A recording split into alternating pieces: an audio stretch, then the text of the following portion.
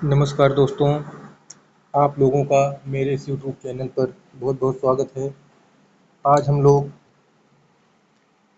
भारत की राज्य व्यवस्था टॉपिक की शुरुआत करने जा रहे हैं। तो सबसे पहले हम लोग जो भारत का संविधान है उसके बारे में पढ़ेंगे कि इसका निर्माण कैसे हुआ था, इसका इतिहास क्या है। तो आइए दोस्तों, टॉपिक हम लोग शुरू करते हैं। भारत का संविधान। इसमें सबसे पहले हम लोग देखते हैं कि संविधान बनाने के लिए जो संविधान सभा का निर्माण हुआ था उसकी शुरुआत कैसे हुई थी, उसका विचार कैसे आया था, उसकी मांग कहाँ से हुई थी। दोस्तों आइए हम लोग शुरू करते हैं। भारतीय संविधान की मांग। भारतीय संविधान सभा की मांग। तो संविधान सभा की जो सबसे पहली मांग थी, जो सबसे पहले संविधान सभा के गठन का विचार आया था, वो एम.एन. राय जी के मस्तिष्क में आया था। उन्होंने 1934 में पहली बार संविधान सभा का विचार दिया था, संविधान सभा की मांग की थी 1934 में। उसके बाद 1935 में भारतीय राष्ट्रीय कांग्रेस ने भी आधिकारिक रूप से भारत के लिए पहली बार संविधान सभा के निर्माण की मांग की थी 1935 में। और 1938 में दोस्तों जवाहरलाल नेहरू जी ने घोषणा की थी कि भारत का संविधान केवल एक ऐसी संविधान सभा बनाएगी जो वयस्क मताधिकार के आधार पर चुनी जाएगी। अर्थात जो भारत का संविधान होगा वो भारत के वयस्क मताधिकार द्वारा चुनी गई जो संविधान सभा होगी उसके द्वारा बनाया जाएगा। और दोस्तों नेहरू जी की इस मांग को अगस्त प्रस्ताव के रूप में 1940 में ब्रिटिश सरकार ने सैद्धांतिक रूप से स्वीकार किया था, लेकिन इसमें संविधान सभा के गठन का कोई स्पष्ट उल्लेख नहीं था। तो 1940 में अगस्त प्रस्ताव में ब्रिटिश सरकार ने पहली बार स्वीकार किया। अर्थात जो संविधान सभा की मांग था उसको सैद्धांतिक रूप से ब्रिटिश सरकार ने 1940 में स्वीकार किया था अगस्त प्रस्ताव में। और उसमें क्या स्वीकार किया था कि भारतीयों को अपना संविधान बनाने का अधिकार दिया जाएगा। हालांकि संविधान सभा की स्पष्ट व्यवस्था इसमें नहीं की गई थी, बस सैद्धांतिक रूप से स्वीकार किया गया था कि हाँ, भारतीयों के द्वारा ही अपना संविधान बनाया जाएगा। अब आगे देखते हैं दोस्तों। इसी क्रम में आगे जब 1942 में क्रिप्स मिशन भारत आया था तो उसने भी संविधान सभा को बनाने का प्रस्ताव दिया था, लेकिन उसने कहा था क्रिप्स मिशन ने कि जब द्वितीय विश्व युद्ध समाप्त हो जाएगा उसके बाद संविधान सभा का निर्माण किया जाएगा। तो भारतीय राष्ट्रीय कांग्रेस ने इसको इसी आधार पर अस्वीकार कर दिया, क्योंकि इसमें तत्काल जो था वो संविधान सभा के गठन का प्रावधान नहीं था। ये था इसमें कि जब द्वितीय विश्व युद्ध समाप्त हो जाएगा तब इसका गठन किया जाएगा। और मुस्लिम लीग ने इसे इसलिए अस्वीकार कर दिया जो क्रिप्स प्रस्ताव था, क्योंकि वह चाहती थी कि भारत को दो स्वायत्त हिस्सों में बांट दिया जाए, अर्थात भारत और पाकिस्तान का जो उसका मांग था उसमें बांट दिया जाए। तो क्रिप्स मिशन में उसका कोई उल्लेख नहीं था, इसलिए मुस्लिम लीग ने क्रिप्स मिशन का जो प्रस्ताव था इसलिए अस्वीकार कर दिया था, क्योंकि इसने भारत को दो स्वायत्त हिस्सों में नहीं बांटा था। और भारतीय राष्ट्रीय कांग्रेस ने इसमें जो संविधान सभा के बनाने का प्रस्ताव था वो इसलिए अस्वीकार कर दिया, क्योंकि इसमें यह कहा गया था कि द्वितीय विश्व युद्ध के बाद जो है वो संविधान सभा को बनाने का निर्माण कार्य शुरू किया जाएगा। अब इसमें आगे देखते हैं दोस्तों। 1946 में दोस्तों जब कैबिनेट मिशन आया तो इसने भारत में संविधान सभा का गठन का प्रस्ताव दिया और इसे मुस्लिम लीग और कांग्रेस दोनों ने स्वीकार कर लिया था। तो इसी आधार पर भारत में संविधान सभा का गठन हुआ और उसी से भारतीय संविधान का निर्माण हुआ। अब आगे देखते हैं दोस्तों। तो संविधान सभा का गठन किस प्रकार हुआ दोस्तों, अभी आप लोगों को ऊपर बताया गया कि संविधान सभा का गठन कैबिनेट मिशन योजना के तहत किया गया था, इसके आधार पर किया गया था। अब संविधान सभा में सदस्यों की संख्या कितनी थी दोस्तों, तो शुरुआत में संविधान सभा में कुल 389 सदस्य थे। इसमें से 296 सदस्य ब्रिटिश भारतीय प्रांतों से थे, जिसमें 296 में से 292 जो थे वो 11 प्रांतों के 11 प्रांतों से थे, और 4 जो थे वो मुख्य आयुक्त द्वारा, जो मुख्य आयुक्त के 4 प्रांत थे उनमें से चयनित थे। तो टोटल 296 थे और देशी रियासतों से 93 थे। तो इनका जब चुनाव हुआ था दोस्तों संविधान सभा का, तो ये किस प्रकार हुआ था, तो संविधान सभा के सदस्य प्रत्यक्ष रूप से नहीं चुने गए थे, अर्थात ये जनता के द्वारा प्रत्यक्ष रूप से नहीं चुने गए थे। इनका चुनाव जो हुआ था वो आनुपातिक प्रतिनिधित्व के आधार पर एकल संक्रमणीय मत द्वारा हुआ था। ये क्या होता है दोस्तों, आनुपातिक प्रतिनिधित्व और एकल संक्रमणीय मत। इसको जब हम लोग आगे पढ़ेंगे चुनाव वाला तो उसमें हम लोग विस्तार से देखेंगे। अभी ये यहाँ पे हम लोग बस इतना ही सीखते हैं कि जो संविधान सभा का चुनाव हुआ था वो प्रत्यक्ष चुनाव नहीं हुआ था, ये जनता द्वारा प्रत्यक्ष रूप से नहीं चुने गए थे, बल्कि इनका चुनाव प्रांतीय विधानसभाओं के निर्वाचित सदस्यों ने आनुपातिक प्रतिनिधित्व तथा एकल संक्रमणीय मत द्वारा चुनाव इनका किया गया था। और देशी रियासतों के जो प्रतिनिधि थे उनका चयन वहाँ के शासकों द्वारा किया जाना था। अब दोस्तों जब चुनाव हुआ तो उसमें किस पार्टी को कितनी सीटें मिली, कौन कौन सी कितनी जीती थी, तो शुरुआत में कुल सदस्य 389 थे, ब्रिटिश भारत से 296, देसी रियासतों से 93।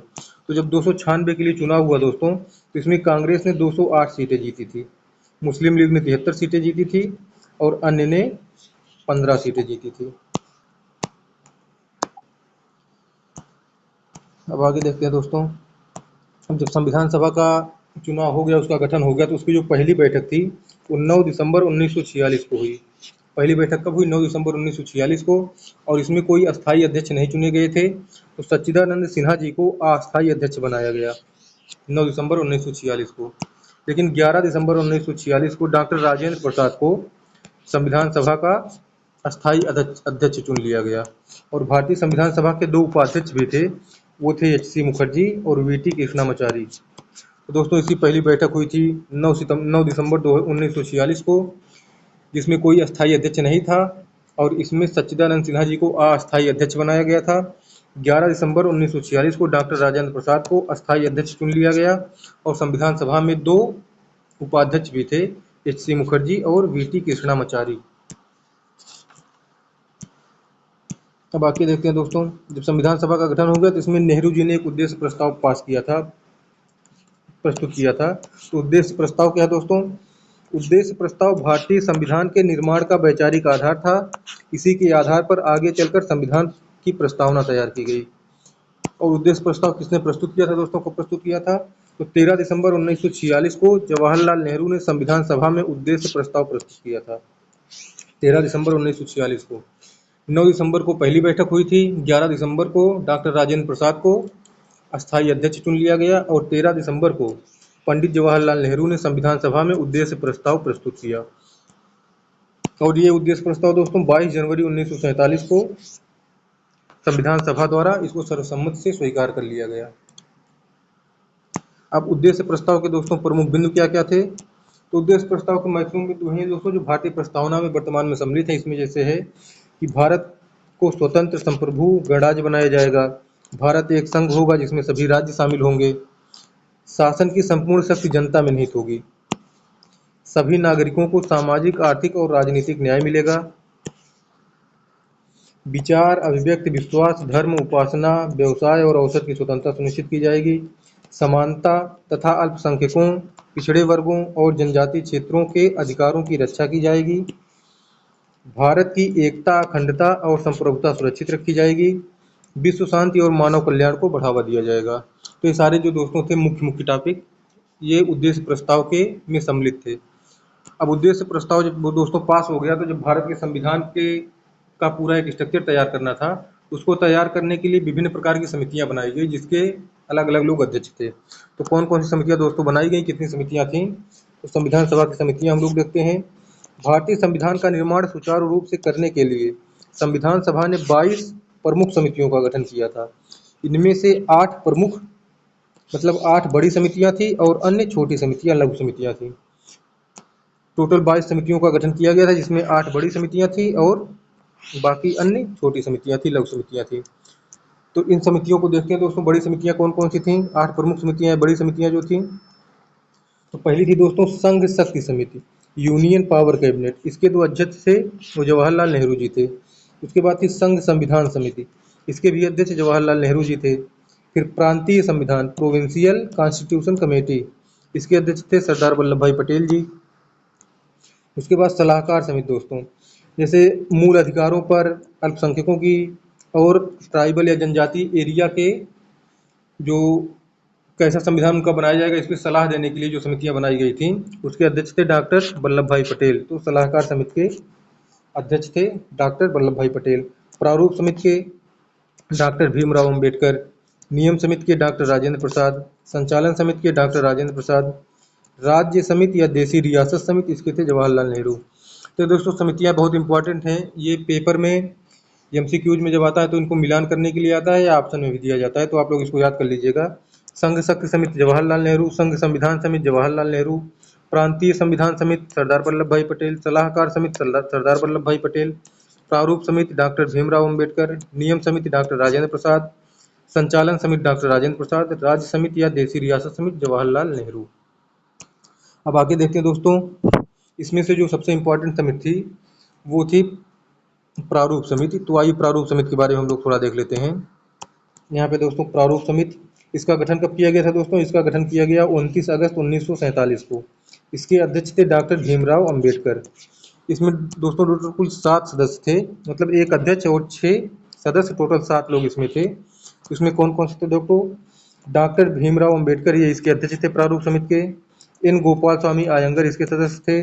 अल्लाद कृष्णा स्वामी अय्यर ये भी सदस्य थे। के एम मुंशी ये सदस्य थे। सैयद मोहम्मद सादुल्ला ये सदस्य थे। और दोस्तों बीएल मित्र, पहले ये बीएल मित्र सदस्य थे, लेकिन इन्होंने स्वास्थ्य कारणों से इस्तीफा दे दिया था। तो इस्तीफा देने के बाद दोस्तों एन माधव राव को इसका सदस्य बनाया गया। और फिर 7वें सदस्य जो थे दोस्तों डीपी खेतान थे। जब इनकी मृत्यु हो गई तो इनके स्थान पे टीटी कृष्णामाचारी को सदस्य बनाया गया।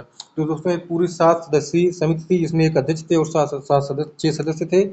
डॉक्टर भीमराव अंबेडकर ने इसकी अध्यक्षता की थी। अब दोस्तों देखते हैं कि जब भारतीय संविधान बनकर तैयार हो गया तो उसको जब संविधान सभा में प्रस्तुत किया गया तो उसको स्वीकार कब किया गया था दोस्तों? तो भारतीय संविधान को 26 नवंबर 1949 को संविधान सभा ने भारतीय संविधान को अंगीकृत, अधिनियमित और आत्मार्पित किया था। लेकिन संविधान सभा का अधिकांश भाग 26 जनवरी 1950 को लागू हुआ और इसी दिन भारत गणतंत्र बना। तो दोस्तों जो भारतीय संविधान था उसको तो 26 नवंबर 1949 को ही अंगीकृत, अधिनियमित और आत्मार्पित कर लिया गया था संविधान सभा द्वारा। लेकिन इसके अधिकांश भाग को 26 जनवरी 1950 को लागू किया गया। अब 26 जनवरी 1950 को दोस्तों क्यों लागू किया गया, इसको देख लेते हैं। पहले देख लेते हैं कि 26 नवंबर 1949 को कौन कौन से प्रावधान लागू हुए थे दोस्तों। तो कुछ अनुच्छेद 26 नवंबर 1949 से ही प्रभावी हो गए, जब संविधान को अधिनियमित, आत्मार्पित और अंगीकृत किया गया था। इनका उद्देश्य संविधान को लागू करने की तैयारी करना था, जैसे नागरिकता से संबंधित प्रारंभिक प्रावधान, चुनाव आयोग से संबंधित व्यवस्था, परिभाषा एवं संक्रमणकालीन प्रावधान, संविधान का संक्षिप्त नाम, प्रारंभ, ये सब ये 26 नवंबर 1949 को ही स्वीकृत कर लिए गए थे, अंगीकृत कर लिए गए थे या लागू हो गए थे। लेकिन जो शेष प्रावधान थे दोस्तों वो 26 जनवरी 1950 को लागू हुए थे। तो बाकी शेष जितने थे वो 26 जनवरी 1950 को पूर्ण रूप से भारतीय संविधान लागू हो गया था। और इस दिन भारत डोमिनियन स्टेट से पूर्ण गणराज्य बना 26 जनवरी को। डॉक्टर राजेंद्र प्रसाद ने भारत के प्रथम राष्ट्रपति के रूप में शपथ ली 26 जनवरी को। लॉर्ड माउंटबेटन के बाद सी राजगोपालाचारी जो थे उनके पद का अंत हुआ, जो वायसराय थे, और राष्ट्रपति राष्ट्राध्यक्ष बने।